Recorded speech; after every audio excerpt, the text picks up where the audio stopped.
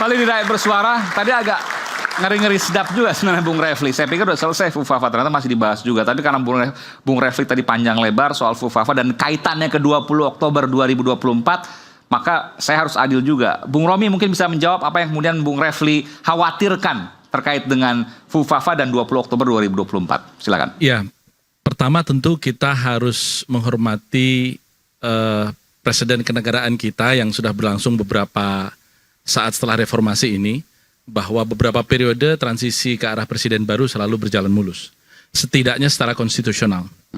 Dan itulah yang kita harapkan akan kita jalankan juga pada tanggal 20 Oktober nanti.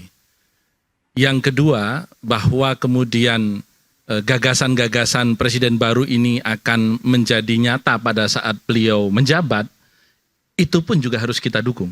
Kenapa? Karena kalau belum bekerja saja kita sudah pesimis, bagaimana kita bisa memberikan kesempatan kepada presiden untuk bekerja? Oke. Dan ini saya kira fair, karena presiden baru adalah harapan baru. Jadi nggak ada yang salah dengan itu ya? Tidak ada yang salah kalau dengan itu. Bung Refli tadi bilang, ya yang dulu-dulu juga awalnya senang-senang semua, optimis semua, tapi akhirnya kecewa. Kalau Pak Prabowo beda atau gimana nih? Sama saja sebenarnya soal mekanisme rotasi kita suka dan tidak suka. Karena itu selera. Dan selera itu kan betul-betul tidak abadi. Dia kan akan berkembang dengan berkembangnya waktu. Kita tahu persis di dalam Islam misalnya, kekuasaan itu kan dipergilirkan. Watilkal ayyamu nudawiluha bainan nas. Jadi kekuasaan itu dipergilirkan. Hari ini Pak Jokowi akan berakhir dan Pak Prabowo akan datang. Mari kita sambut ini dengan optimisme. Kenapa? Karena pekerjaan rumah kita untuk ke depan membuat bangsa ini naik di antara bangsa-bangsa dengan segudang persoalan yang tadi sudah disampaikan berkali-kali oleh Pak Said Didu, itu begitu besar. Jadi kalau energi kita 10 tahun kemarin itu habis dengan konflik horizontal antara buzzer dengan para influencer, dengan antara buzzer dengan para public figure begitu ya. Mari itu kita sudahi dan kita sampaikan itu kepada Pak Prabowo. Sepemahaman saya, karena 2014 lalu saya juga menjadi salah satu wakil ketua tim kampanye nasional Prabowo. Pak Prabowo itu orang yang apa adanya, bukan orang yang suka dengan aneka citra. Jadi kalau suka dengan saya, pilihlah. Kalau tidak suka, ya sudah, Anda punya pilihan. Karena saat itu saya pun pernah memberi saran beliau, masih ingat betul 2014, Pak Jokowi dengan Pak JK itu kendaraan dinas kampanyenya itu adalah, boleh menyebut merek nggak ini? Silakan. Nah, Toyota Innova. Ya. Yang tentu kita tahu persis kelasnya Pak Jokowi dan Pak JK bisa membeli mobil jauh lebih mahal daripada itu. Nah, saya waktu itu memberi saran kepada Pak Prabowo, saya ingat betul di Diponegoro 43, hanya berdua dengan beliau, menyampaikan bahwa kita tim waktu itu 2 minggu sekali mengadakan survei tentang aspek-aspek kepemimpinan. Ada 17 aspek kepemimpinan, mulai intelektualitas, pengalaman, keluarga, kepandaian, dan seterusnya, orasi, dan seterusnya. Itu semua aspek kepemimpinan Pak Prabowo unggul dibanding Pak Jokowi tahun 2014. Hanya satu saja beliau kalah, yaitu kemerakyatan. Tetapi ternyata di tahun 2014 itu, bobot merakyat itu luar biasa tingginya. Sehingga itu menjatuhkan skor Pak Prabowo. Jadi Pak Prabowo waktu itu tetap pakai mobilnya. Ya, saya sarankan waktu itu, saya sampaikan Pak, izin Pak, ini dari tim survei dan saya waktu itu ketua tim divisi strategi, menyarankan kepada Pak atas masukan teman-teman agar mengubah mobil Pak. Oh ya. Apa yang diusulkan untuk Mas Romi? Saya minta mobilnya sama, bahkan lebih rendah lagi, yaitu Avanza. Saya waktu itu, betul, itu saya sampaikan waktu itu. Pak Prabowo ngomong apa waktu itu? Mobilnya kan Lexus Pak Prabowo waktu itu. Iya. Lexus putih kita tahu persis kan. Oke. Nah, kemudian saya sampaikan itu, Pak Prabowo mengatakan, enggak. Kenapa Pak? Itu kan menipu rakyat. Pak, rakyat kita memang suka show off. Politik itu adalah panggung. Dan di panggung ini mereka menilai. Enggak, saya enggak mau. Kalau mereka suka, pilih saya. Kalau mereka enggak suka, silahkan mereka nggak pilih saya. Pak Prabowo mengatakan. Itu Pak Prabowo mengatakan. 2014. Artinya apa? Beliau ini bukan orang yang termehek-mehek dengan aneka citra. Dan beliau pada usia yang hari ini sudah sangat senior dilantik, saya kira tidak dalam posisi ingin meninggalkan legacy apapun kecuali berbuat yang terbaik untuk bangsa ini. Dari kawan-kawan yang ya dalam tanda petik ada calon besok masuk kabinet dan seterusnya yang saya masih komunikasi sampai saat ini.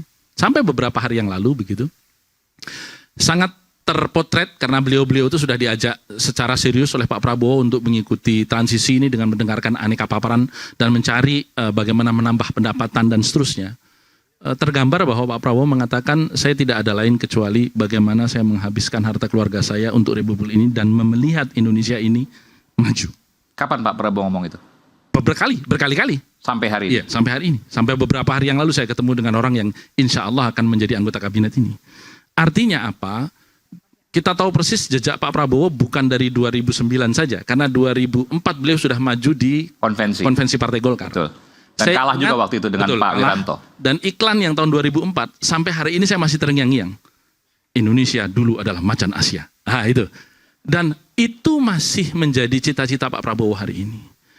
Nah, saya berharap, tentu harapan yang besar ini kita dukung bersama, bahwa memang keinginan untuk mengangkat Indonesia, hari ini kita negara dengan penduduk ke-4 terbesar di dunia, tetapi ekonomi kita ke-16 terbesar dunia. Artinya, kita masih harus melompat 12 tingkat, agar kita bisa disebut sebagai negara maju. Tanda-tanda perlambatan ada, maka kita sama-sama bergandengan tangan untuk membawa bangsa ini maju ke depan. Kondisi baik. Kondisi memang mungkin tidak baik-baik saja.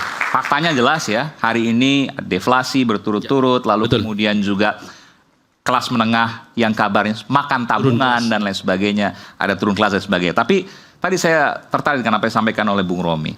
Bagaimanapun juga Presiden dan Wapres adalah duit tunggal. Betul ya? Kalau tadi Bung Refil mengatakan bahwa ini bisa lo di-impeach karena fufafa. Bung Romi dekat dengan Pak Prabowo. Kira-kira apa yang ada di Pak Prabowo terkait dengan itu? Saya mau klarifikasi dulu. Kata-kata duit tunggal itu maksudnya apa? Bersatu terus. Karena dipilih oleh rakyat berdua, maka harus juga berakhir dengan berdua. Betul nggak? Belum tentu. Belum tentu. Itu versinya Bung Refli. Bukan versi, ini hukum tata negara, bukan versi. Itu duit tunggal politik. Duit tunggal politik, oke. Jadi secara hukum tata negara itu ya, presiden bisa di-impeach sendirian. Lalu digantikan oleh wakil presiden sampai habis masa jabatannya. Bisa juga wakil presidennya di-impeach. Pelantikan juga begitu. Jadi kita ini walaupun paket ya. Walaupun dipilih rakyat duanya. Ya. Tapi bisa jadi terpisah. Responsibility-nya, pertanggungjawabannya sendiri-sendiri. Dan makanya disumpahnya kan sendiri-sendiri. Ada sumpah presiden, ada sumpah wakil presiden. Memang beda sama Filipina. Filipina itu beda benar pemilihannya. Pemilihan presiden sendiri, wakil presiden sendiri. Tetapi dalam hal pertanggungjawaban, walaupun pemilihan kita sama, itu beda. Jadi tidak mesti kalau misalnya di-impeach Gibran, lalu kemudian Prabowo ikut-ikutan. Enggak begitu. Itu individual responsibility. Secara hukum positif, tata negara betul demikian. Tapi secara politik dan juga secara batin tentu berbeda ketika kita bicara soal individu. Silakan. Pak Prabowo itu kalau kita lihat, memaafkan Pak Jokowi saja bisa, bahkan bergabung. Ya setelah betapa serangan pada tahun 2019, karena saya juga berada di tim inti Pak Jokowi pada waktu itu, luar biasa kepada Pak Prabowo. Kita ingat pada waktu debat. Sorry Bung Romi, Pak Prabowo memaafkan Jokowi atau Jokowi yang memaafkan Pak Prabowo? Mana sebetulnya yang terjadi? Saya kira yang ada saling memaafkan. Karena kalau Pak Jokowi tidak memaafkan, dia tidak akan menggandeng Pak Prabowo. Sebaliknya kalau Pak Prabowo tidak memaafkan, dia tidak akan mau bergabung.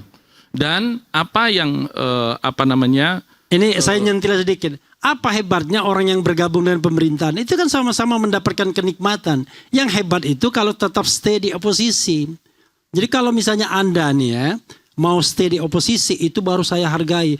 Kalau cuma melipir pemerintahan tuh semua orang mau suka. Iya kan? Nggak ada orang yang tidak suka dengan kekuasaan. Tetapi masalahnya adalah kita secara sadar harus ada yang mampu dan mau berani berada di luar kekuasaan. Karena itulah demokrasi bisa berjalan. Nah sekarang kita ini kan digiring. Kayak sekawanan bebek, sekawanan angsa. Nih datanglah kepada tuanmu. Karena tuanmu akan baik wajahnya. Padahal zaman the founding parents kita, Supomo, kemudian Hatta, Yamin, sudah mengingatkan. Ketika membuat konstitusi kita, Supomo dan Soekarno optimis banget. Katanya kita ini membuat negara di mana kita sistemnya kekeluargaan. Tidak mungkin seorang bapak itu akan menciderai, memakan anaknya sendiri. Kata Hatta, iya, saya tahu itu. Tapi Hatta yang biasa hidup di Eropa, dia tahu. Tapi bukan tidak mungkin kekuasaan itu kalau tidak dikontrol, tidak dibatasi, dia justru akan memakan anak-anaknya sendiri. Kan itu kan sudah tragedi hidup berbangsa dan bernegara tidak hanya di Indonesia, tapi di luar negeri. Tetapi saya tidak menyalahkan kalau Bung Romi optimis. Kan itu kan soal pendekatan. Ini kayak kita lihat gadis, ya kan? Mana yang pendekatannya optimis, pesimis, sama substansinya. Gadis itu cantik tapi hitam, ya kan? Atau gadis itu hitam tapi cantik. Sama aja. Oh sorry, bukan begitu. Bukan kata cantik, hitam dan manis. Cewek itu hitam tapi manis. Atau cewek itu manis tapi hitam. Mana yang Anda pilih? Manis tapi hitam atau hitam tapi manis? Bukan. Manis atau hitam tapi manis? Yang dipilih? Sesuai selera lah itu. Artinya jadi begini, kalau kita bicara tentang pendekatan pesimis, orang akan melihat hitamnya. Cewek itu cantik tapi hitam, ya kan? Jadi hitamnya yang dia take into account, ya kan? Yang dia pertimbangkan. Tapi kalau dia optimis, dia mengatakan cewek itu hitam tapi manis. Manisnya yang dia ingat. Nah, ini soal approach, pendekatan. Substansinya sama. Jadi walaupun Anda mengatakan Prabowo dengan sisi optimistik, saya pesimistik, substansinya sama, Prabowo Subianto yang akan kita lihat nanti. Jadi ini nggak ada kaitannya sama suuzon atau tidak, atau husnuzon. Ini kaitannya adalah paradigma berpikir. Sama seperti Anda mau paradigma liberal atau sosialistik, kan begitu saja sesungguhnya kan. Karena saya paradigma memilih berpikirnya. optimistik ya. Kenapa? Karena saya melihat betul karena banyak perjalanan saya ke banyak negara, baik dalam kapasitas sebagai pejabat negara di saat lalu, ataupun pribadi karena ada usaha yang memang mengharuskan saya keliling ke luar negeri, bahwa Indonesia ini tidak merupakan bagian dari global logistic hub. Indonesia juga bukan dikenal sebagai negara yang memiliki rasa percaya diri yang tinggi. Bandingkan sekarang misalnya dengan 500 perusahaan Fortune Top 500, yang di situ dihuni oleh orang-orang dari etnis India, yang mereka berangkat dari negaranya sebagai orang miskin. Tetapi hari ini mereka menduduki top manajemen perusahaan-perusahaan terbesar di Amerika Serikat. Yang kita tahu persis sampai hari ini adalah kekuatan ekonomi nomor 1 dunia. Tidak banyak merek-merek Indonesia yang bertengger di luar negeri. Kenapa saya mengatakan ekonomi dan ekonomi perspektif yang saya ingin bangun? Karena memang kita perlu fokus pada ekonomi. Itulah kenapa tadi di awal saya katakan, saya mendengar dari beberapa kawan yang tentu insya Allah akan menjadi anggota kabinet, dan hari ini pun namanya juga beredar di semua. Siapa sih, penasaran selebaran. Tidak perlu saya sebut ya. Khawatir kalau saya sebut malah nggak jadi begitu ya. Bahwa Menteri apa tadi? Menteri apa? Proyeksi menteri apa? jangan. Jadi memang Pak Prabowo ingin menyelesaikan persoalan politik ini sebelum tanggal 20. Itulah kenapa kemudian pertemuan Pak Prabowo dengan Bu Mega insya Allah dijawab sendiri oleh petinggi-petinggi PDI Perjuangan itu juga akan dilakukan sebelum tanggal 20.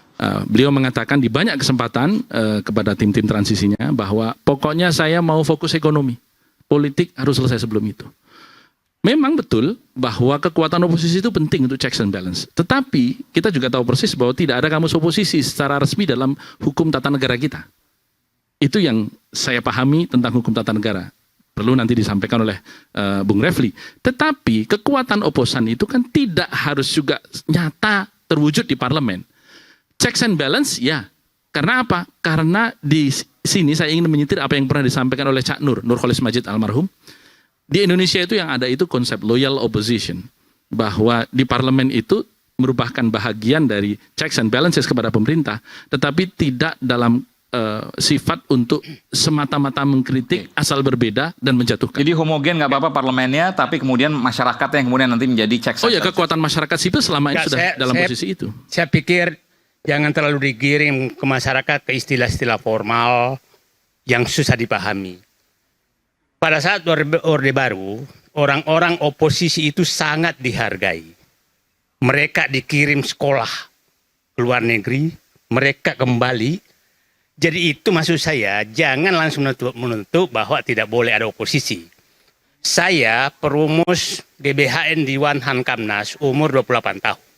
Semua Tahun berapa tuh, oposisi Pak Said? tahun 87-88. Oke. Semua oposisi diundang di situ dan ditampung pemikirannya oleh Pak Harto.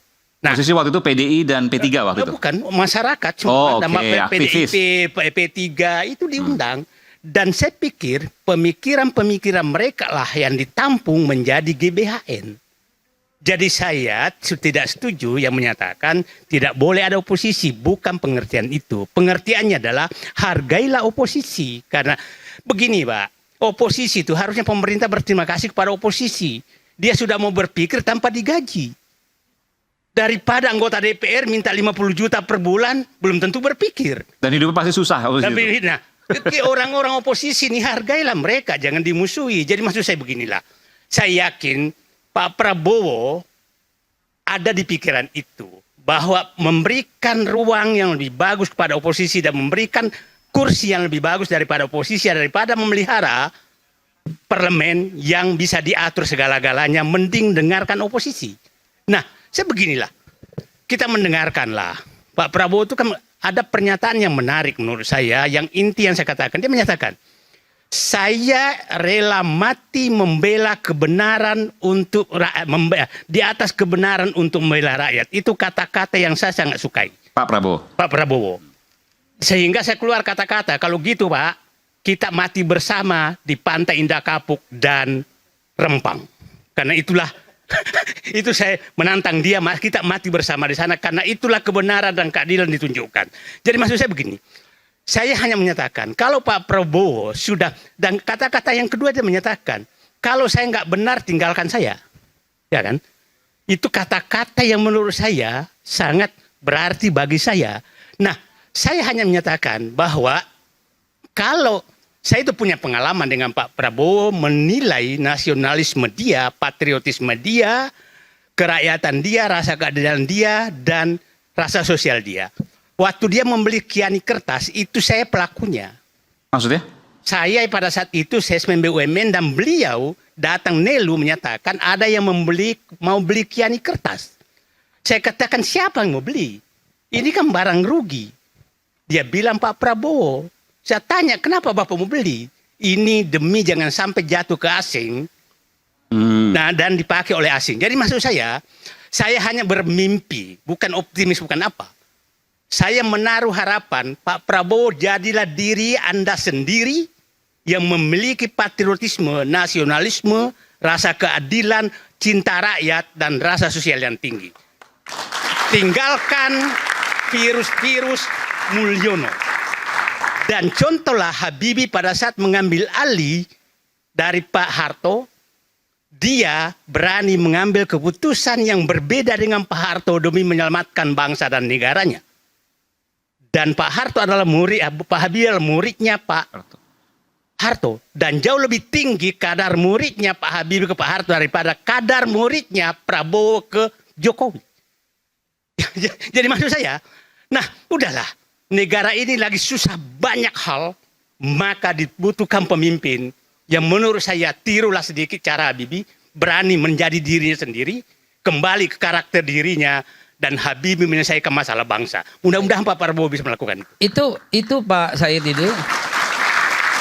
itu yang kita ingatkan terus bersama-sama. Saya hari ini, tadi Bang Aiman nanya seperti ini, hari ini saya bawa buku yang sangat elegan menurut saya, yang ditulis oleh Pak Prabowo tentang paradoks Indonesia, pandangan strategis beliau. Dan hari ini saya bawakan juga untuk semua pembicara, untuk Pak Aiman juga, dan saya hadiahkan untuk semua mahasiswa yang hadir hari ini. Waduh, luar biasa. Banyak loh, Beh. Banyak nih. Saya bagikan semua hari ini biar teman-teman tahu gitu loh. Saya cuma mau meluruskan dan sekaligus menyetujui apa yang Pak Said Didu katakan. Biarlah beliau menjadi diri beliau sendiri dan kita kawal itu. Dan ini tercermin bahkan di edisi yang terbaru di 2022 Paradoks Indonesia dan Solusinya. Teman-teman sekalian mahasiswa dan para pembicara juga Bang Aiman akan melihat betul sosok pribadi beliau yang sesungguhnya. Silahkan dinikmati buku ini setelah pesan-pesan berikut ini. Saya minta nanti buka sedikit apa yang menjadi inti atau pokok pikiran dari buku-buku itu. Dari Babe nanti akan sampaikan ya. oh silakan. Nanti kita akan kembali saat lagi. Tapi saya belum soal Fufafa dan kemudian tadi soal penggagalan pelantikan dan sebagainya itu belum dijawab loh. Nanti saya minta jawab kalau nggak Bung Romi, Mas Andi Malarangang. Kita kembali saat lagi. Tetaplah bersama kami di Rakyat Bersuara.